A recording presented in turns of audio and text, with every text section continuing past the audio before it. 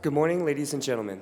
My name is Cadet First Class Abdallah El-Rahal, and I would like to welcome you to the 33rd National Character and Leadership Symposium, which coincides with the 250th year anniversary of America's founding. It is my pleasure to welcome you to our NCLS session featuring Captain Charlie Plumb, U.S. Navy retired. Captain Plumb is a graduate of the U.S. Naval Academy and a jet fighter pilot who flew 74 successful missions. On his 75th mission, flying the F-4 Phantom, just 5 days before the end of his tour, he was shot down, captured, and spent 2,103 days as a prisoner of war in communist prison camps, enduring torture. He received the Silver Star, the Purple Heart twice, and the POW Medal. Captain Plumb has shared his story in over 5,000 presentations to audiences in every state and 24 foreign countries. He flew the first adversarial flights and the development of flight training, now known as Top Gun. He currently flies privately in an antique World War II airplane and an experimental airplane. He and his wife, Susan, have 4 children and 6 grandchildren. Please turn your attention to the screen for a short video.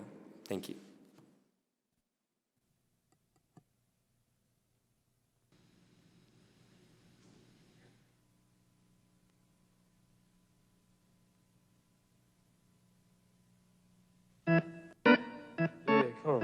Tower, X-ray, flight at 3, we're 15 to the northeast for landing.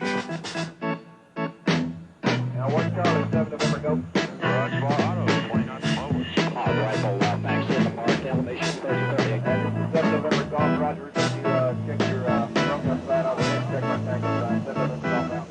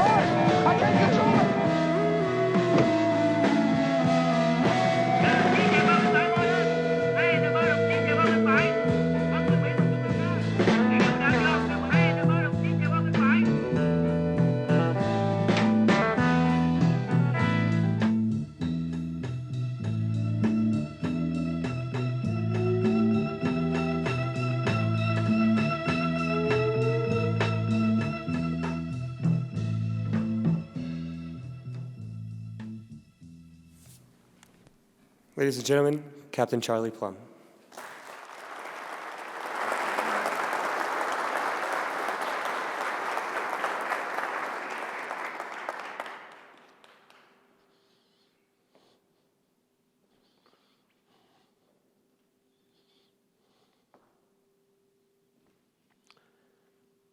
The first prison cell I was in Vietnam was 8 feet long and 8 feet wide.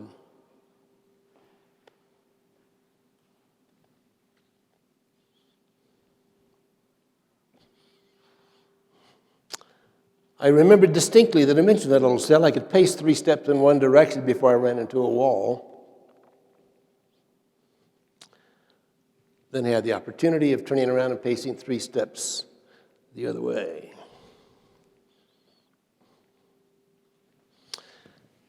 Inside my new little home, I had nothing to do, no books to read, no windows to look out, no TV, telephone, didn't have a pencil or a piece of paper. For nearly 6 years. I'd been a very active guy like each of you, on the go all the time, searching for an extra 15 minutes a week to call my mom. Suddenly I had 24 hours a day for nearly 6 years.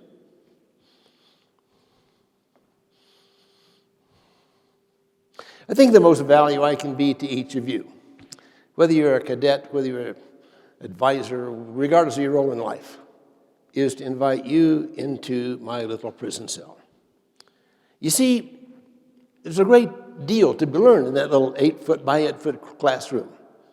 So for the next few moments, I'd like for you to try your best to smell the stench of that 2-gallon bucket in the corner I call my toilet. Life fit to try to feel the baking heat of a tropical summer, 120 degrees, not a breath of air. Life fit to try to taste the salt, the annoying taste of salt in the corners of your mouth from the sweat and the tears and the blood. Not that you'll ever be prisoners of war, God forbid. But if I do my job this morning, you'll see we're the same kinds of challenges you and I face daily.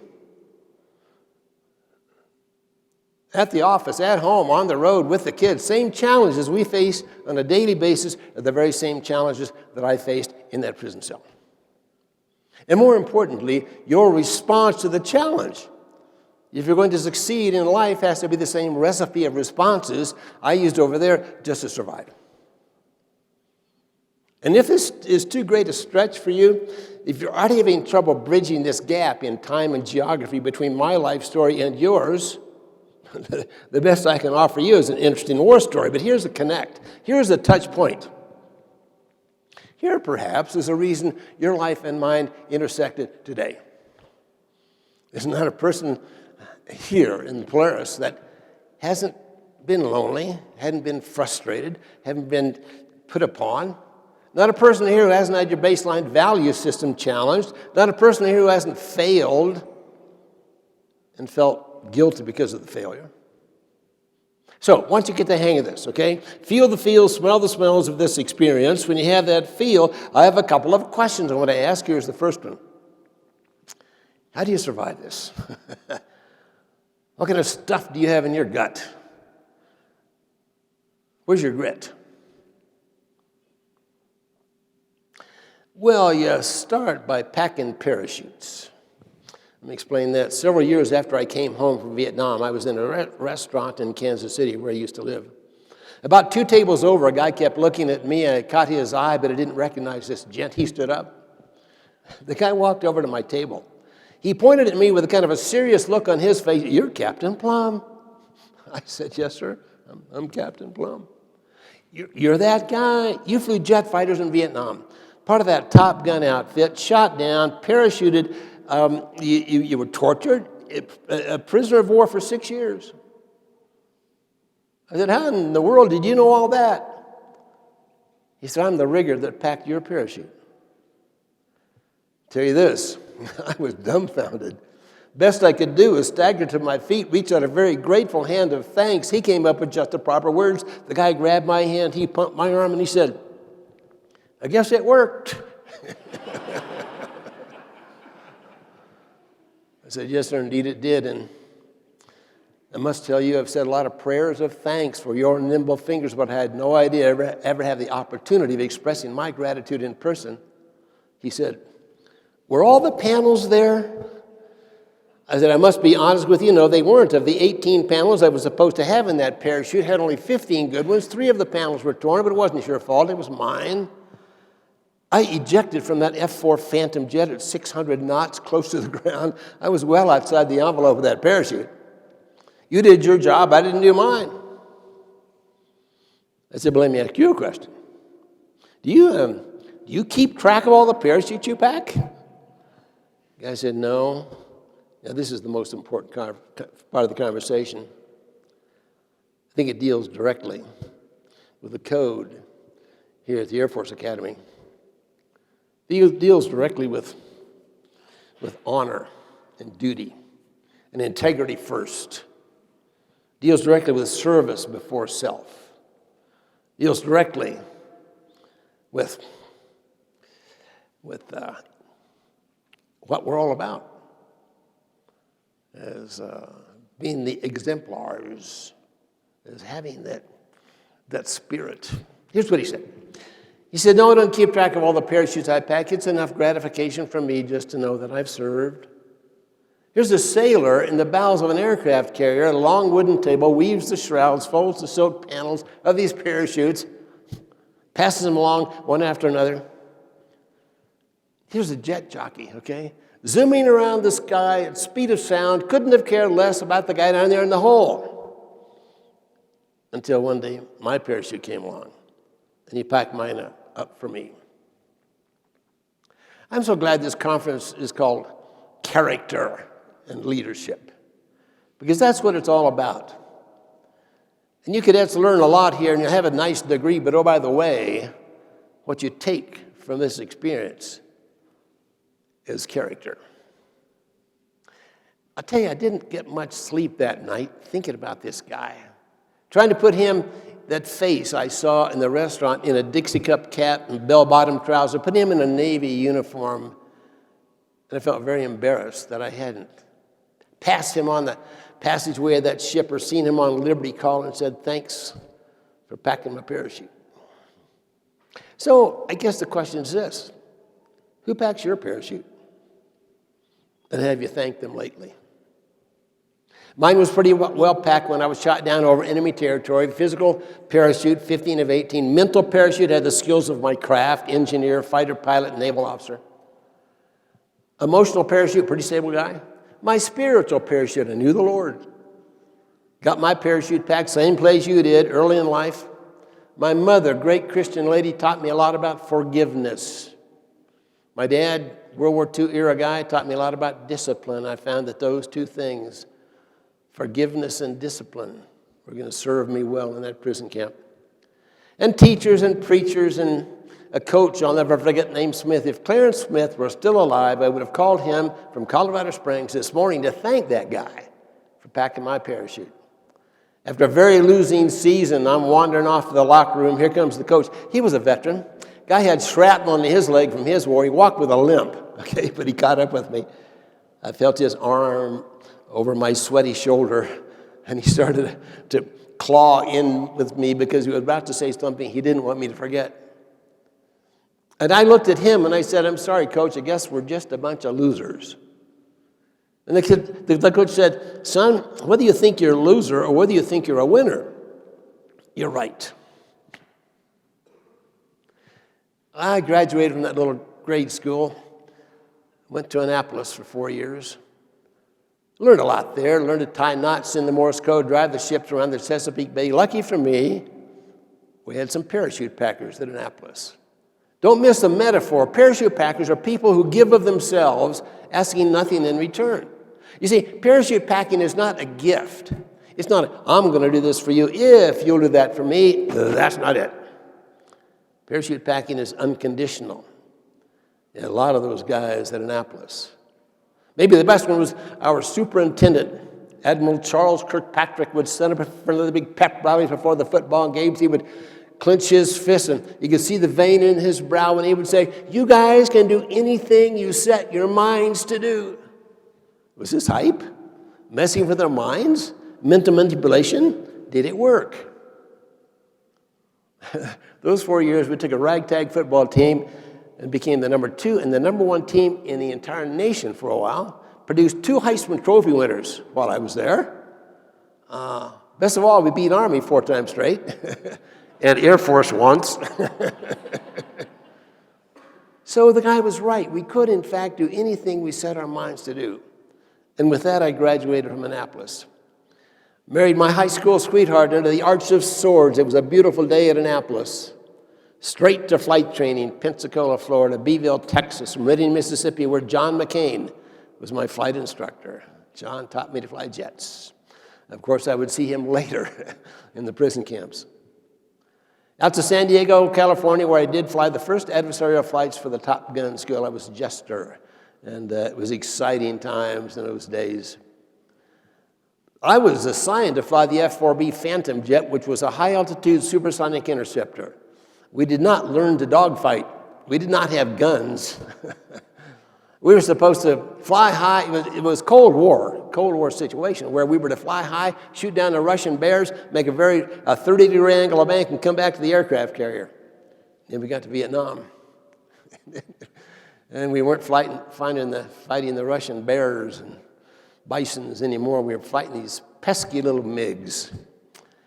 So we had to retrain, we had to relearn how to fly that airplane in a dogfight situation. And that's what Top Gun was all about, and it worked. So I launched on the aircraft carrier Kitty Hawk, a floating city. You saw the video. I waved goodbye to my wife. I'm on the flight deck, okay? She's 8 or 10 stories below me on the pier. And standing there, and I waved to her, and I promised her I'd be back in 8 months. what a commitment. Had a little trouble fulfilling that one. But I waved to her and kissed her. It was her birthday. Happy birthday, dear, and I left.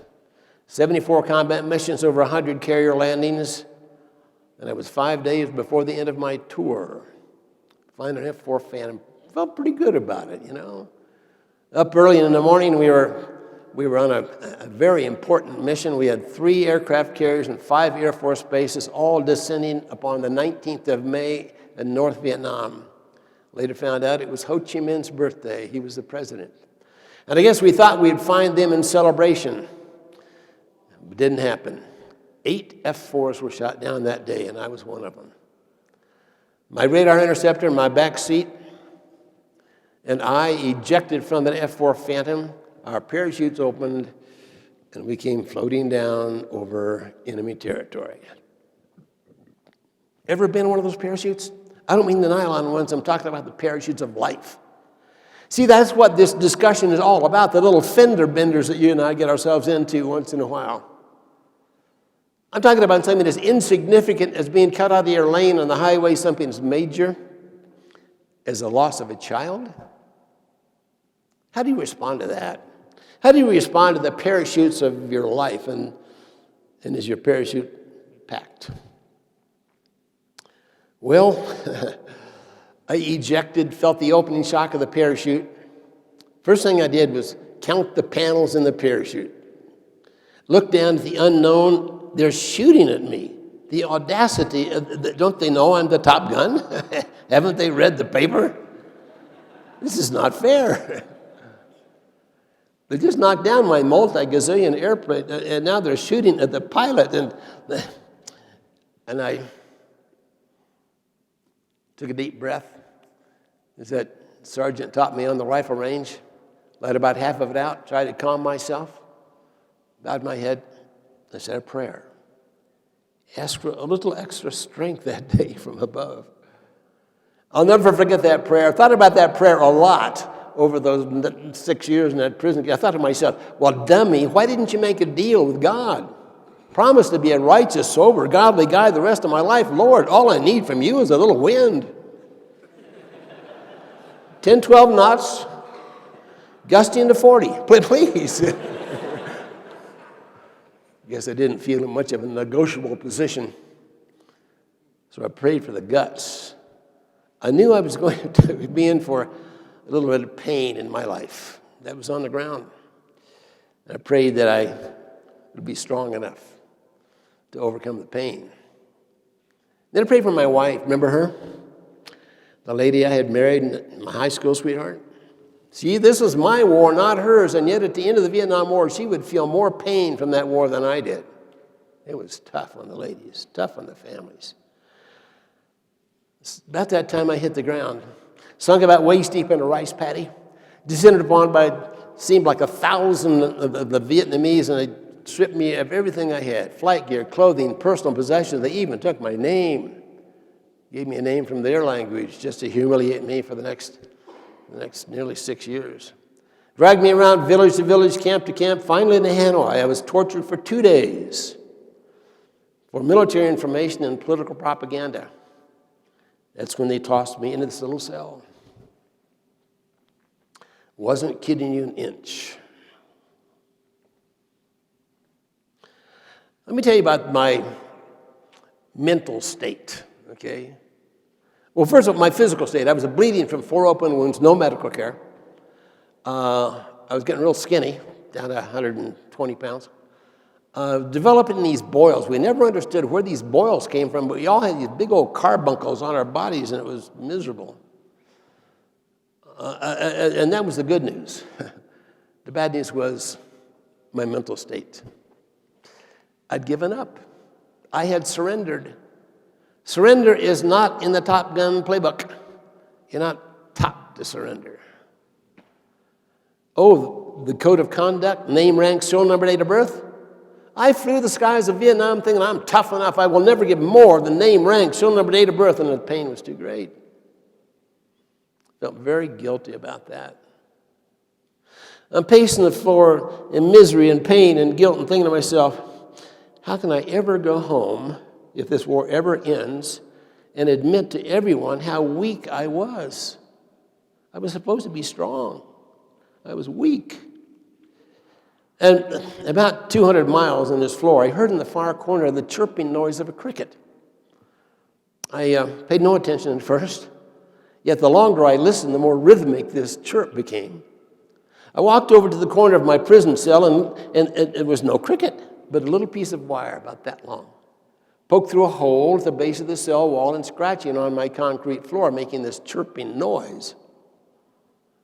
My thought, well, what would you think? Okay. I'm thinking to myself, the enemy is not sophisticated enough to try to trick me. It's not the enemy on the other end of that wire. So it's got to be an American. If it's American, it also has to be another fighter pilot. That's who's in these prison cells. And boy, would I like to talk to another pilot. Man, we can tell some stories. But I'll bet that guy is older than I am. I'm 24. I bet he's tougher than I am. He's probably a better pilot than I am, and he probably didn't spill his guts to the enemy. You're probably stuck with name, rank, serial number, date of birth. I don't think I want to expose my soft nature. I don't want to expose. I don't want anybody to know how weak I was. I'm just going to crawl over here in the corner and wait for a few years. Surely the war will end. And the wire kept scratching. And I kept sweating. And finally, I got to do it. So I went over and I grabbed the wire and I tugged. And the wire tugged back. I tugged again and it disappeared right back through that rat hole. The wire came back about an hour later. This time the wire had a note wrapped around the end of it. The note was written on a dirty piece of toilet paper, just blobs on this wadded up piece of toilet paper. I could barely make it out, but it said, memorize this code. Then eat this note. I did it. I memorized the code. I ate the note. The code is a 5x5 matrix of the alphabet. A, B, C, D, E across the top, F, G, H, I, J. We left out K just to make it come out 5x5. Numbers down the side across the top indicating any letter of the alphabet can be represented by two numbers, number of the line, then the number of the row. Got it? A, first line, first row, one tug, one more tug. Z, fifth line. You think your email is cumbersome. You try this. This became our language. This became our lifesaver. This became our lifeblood. It was amazing. I don't think I'd be alive today if I hadn't learned this code. And it wasn't the top secret stuff we were passing around. The value of the code in that prison camp was not the words we were using. It was a simple validation of another human being. Because in those prison cells, when it was dark, and it was in a lot of the camps, you couldn't tell green from red. And if you were in solitary confinement, if you were alone and it was dark, you'd lose track. You wouldn't know what was a memory, what's a hallucination. You'd need a baseline. You need to validate your sanity. Sometimes you wondered if you were even alive or dead. The tugging on a wire, to have that wire tugged back, meant two things. Number one, I am alive. Somebody's responding to something I am doing physically, thus I exist. Number two, somebody cares. On the other end of that wire was Lieutenant Commander Bob Shoemaker, fighter pilot extraordinaire, astronaut candidate. He had orders to NASA when he was shot down, and he was there for 8 years. And the 2 years he was there, before I got there, he was piecing together little bits of wire, stuffing them out a hole in his cell wall across a storeroom between our two prison cells. Over the boxes, around the shovels, through the ropes, into the little hole in my cell wall, 14 feet away. Unbelievable. Just to contact me. Just to pack my parachute. His first words, how you doing, buddy? Or in this code, I'm saying, I'm doing terrible. Buddy?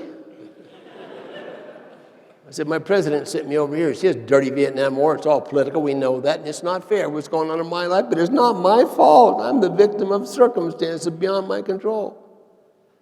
The enemy's not playing fair. They are torturing prisoners. They signed the Geneva Convention. They're not abiding by it. It's not fair what's going on in my life, but it's not my fault. I'm the victim of circumstances beyond my control. And it was not my private airplane I flew in here, you know. It was a U.S. government airplane. Congress bought it. I didn't. They should be here. I should not. Whole thing is not fair. What's going on in my... He said, wait a minute, Plumber. That's my call sign, Plumber. Could have been Maverick. It was Plumber. He said, wait a minute, Plumber. Sounds you got a terrible disease going on. Wait a minute, I got a disease. Yeah, you got a disease. What's the name of this disease? He said, well, around here we just call it prison thinking. I said, prison thinking? He said, Roger, you think you're a prisoner. I dropped the wire, stepped away from the corner of that prison cell, and did a little self-analysis here, okay? Those 4 open wounds, and they're still bleeding, still no medical care.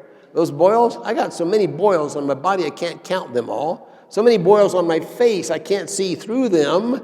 I am clearly rotting away in a prison camp, and now to add insult to injury, they put me next to a positive thinker.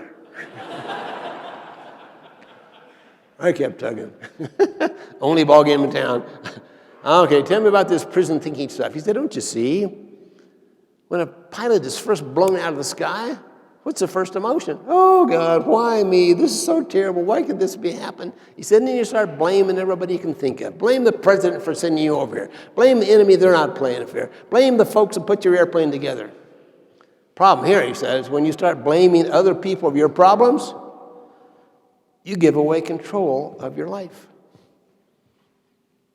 That's what the coach was telling me. Remember the coach? Said he had the option to give away the option.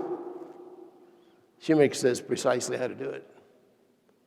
He said it's pretty common. He said, well, you will find that you have just joined the best team you'll ever play on, bar none. You will find in this prison camp the best American leadership you will ever see, bar none. He said, our leadership tells us here that we're not, that we are on the offensive. We're not on the defensive. I'm looking around that prison cell thinking I'm not on the defensive, okay? We are warriors. We are pledged to defend our way of life. Pull up your big boy pants, Plumber. We got a war to fight. Wow, that turned the whole thing around. The whole idea that we suddenly had a purpose. We had a raison d'etre. We had a reason to be there. And the military leadership was just unbelievable how in every prison cell, anytime they'd move us around, the first thing we did was compare ranks and date of ranks to decide just, hey, who's in charge here? Who's in control? And it worked. And the leadership in that prison camp was, in fact, and a lot of them, as a matter of fact, Air Force guys. We started out with Navy guys because it was aircraft carriers that were promoting the war. And then as the Air Force built bases, there were more Air Force guys shot down than Navy guys for a while. But in every case, we just had excellent leadership. Lance 𝐂𝐨𝐿, of course, was a prisoner of war for a while. He lived with Guy Gruters, class of 64, both of them. I was class of 64, Naval Academy. And then Guy Gruters moved in with me, and so I learned the Lance 𝐂𝐨𝐿 story right from the guy who heard it from Lance. And the other guys, in fact, there were 10 graduates from the Air Force Academy, class of 64, that were in that prison cell with me, and I lived with most of those guys. And there were only 5 of us, 5 Naval Academy graduates from the class of 64. And it was really interesting the way that we compared notes of the academies. And what we kind of decided was this. Oh, yeah, we had degrees. Oh, yeah, and you cadets will have a degree. But far more important than the degrees that you earn while you're here is the character that's built, right, at USAFA, the character that's built at Annapolis and at West Point. That's what it's all about, is the character that brings on the leadership that really makes the sense of the military, is the characters of the leader.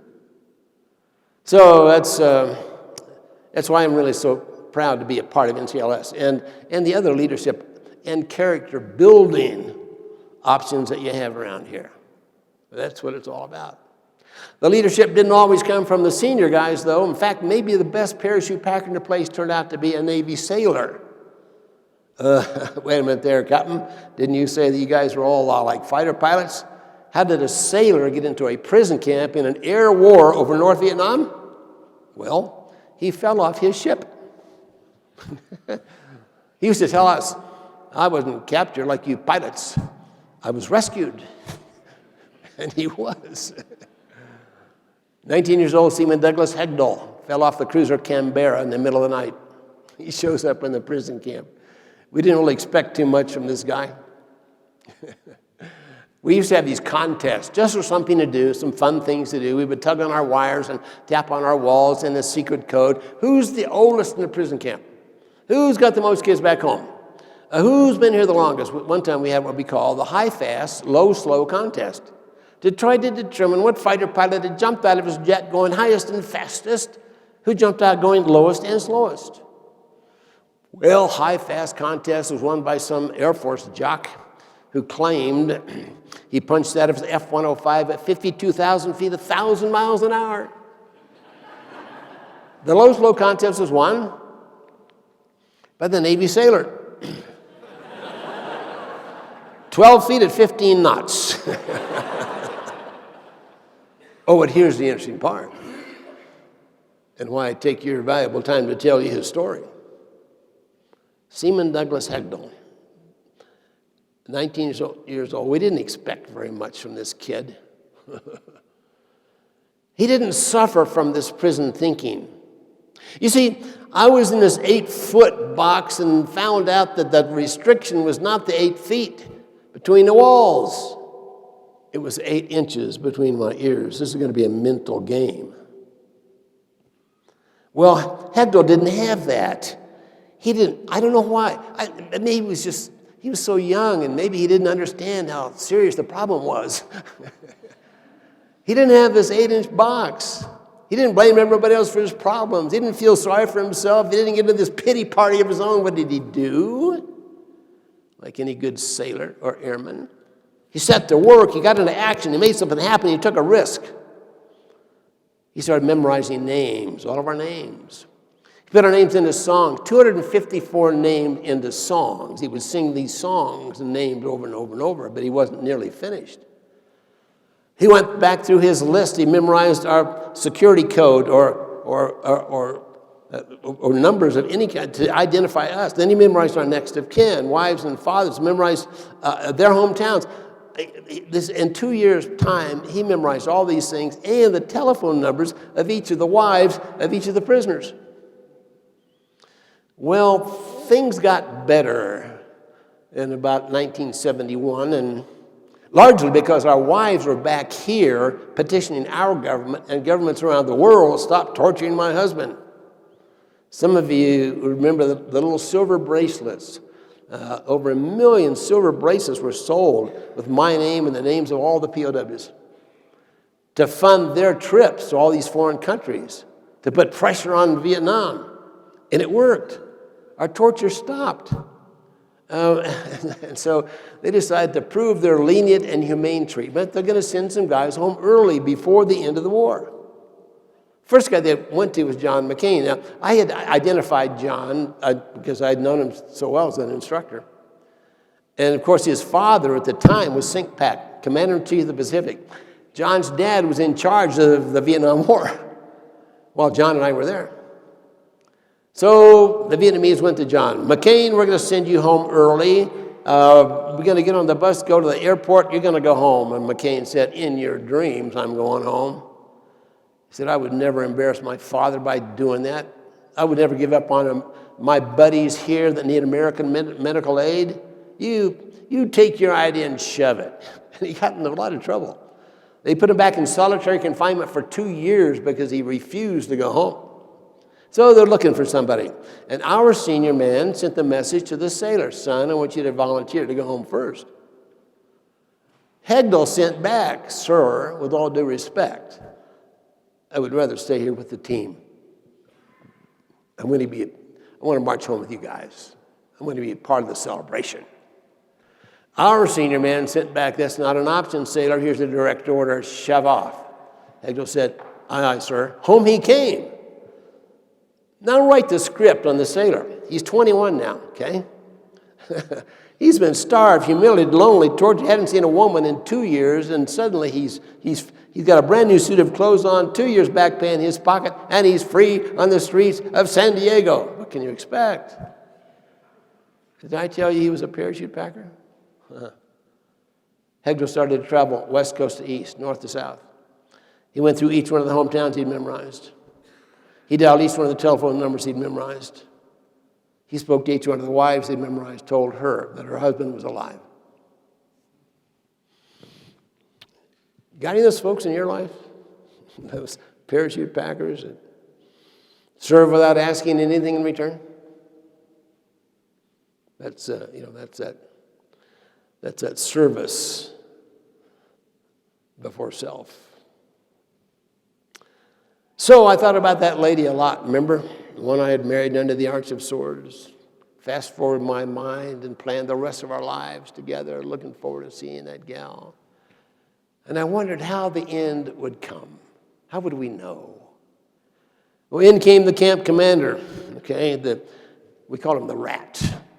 The guy in charge of all of our torture. Opened the cell door. There's several of us now in this little cell. And he tried to smile. We'd never seen this guy smile.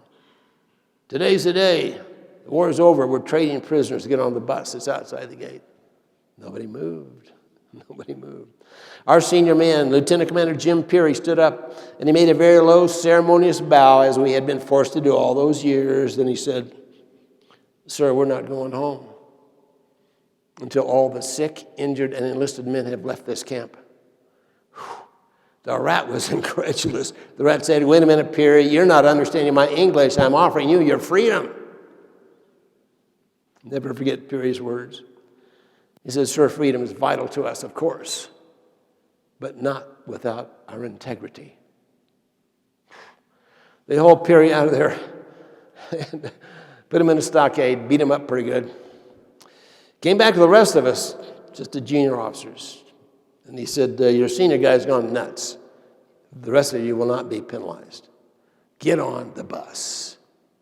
I stood up and I faced this guy and I did my bow to this turkey and I said, it's simple, sir. Just prove to us that the sick, injured, and enlisted men have gone. It'll be our turn then, not before. Of the 7 years I was in theater, that was the scariest moment of all, because I knew he had my life in his fist. He turned and he left and he came back and he had a list, a printout, computerized sheet. It was the manifest, the first plain note of guys. It was also our prayer list, the sick, injured, and enlisted men among us. They had gone, it was our turn. So on the bus, over the dike, and there's that big C-141 ready to wing us away to freedom. What a sight that was. Clark Air Force Base, ran down the ladder of that airplane across the tarmac to the first telephone I could find to call. You would have too. Tell her the good news. But she was gone. Talked to my mom, said, "Son, she hung on for 5 years, and 3 months ago your wife filed for divorce." Well, what a gut punch after all of this. And yet, I'm in that hospital bed, okay, rehabilitating. I'm thinking, wait a minute, did you learn nothing in that 8-foot by 8-foot classroom of life? Did you not know what the coach told you, that you still have a choice? Did you know what the admiral said? You could do anything. Come on, plumber, pull up your big boy pants. You got a life to live. And we all did. 591 of us came home. They're telling us that 591 fighter pilots are healthier mentally and physically today than the guys who didn't get shot down. And so we've turned that PTSD into PTG, post-traumatic growth. The whole idea that you can go through a challenging situation and come out better, not bitter. And it works. Well, so we produced 17 generals and 7 admirals, and most of us retired as senior grade military officers. 95% of all the POWs in Vietnam stayed in the military, continued to fly airplanes. I ran a marathon a few years ago in Alaska called the Midnight Sun Run. Took 3 of my 4 kids up there with me. Night before the race, I'm talking to my kids. This is not your bag, kids. You don't need to run with me at this marathon, but you take it easy. Sleep in, have a leisurely breakfast. I'll be back tomorrow afternoon. I don't even know where this is, but I'll find it. I ran the race, not fast, but I ran it. And I'm about halfway through, I'm thinking, man, the most beautiful sight in the world is going to be that finish sign, but it wasn't. It was under the finish sign. There's 2 of them, Joe, Evie, cheering me on when I finally caught my breath. So, kids, you just don't know how much it means to your father to have you here, but how did you find the finish line? Well, Dad, we shared a cab with a couple of guys from the hotel. They knew where it was. I said, how did they know where it was? Well, Dad, they ran the race. They came back to the hotel. They had breakfast. I ran the race. I didn't win the race.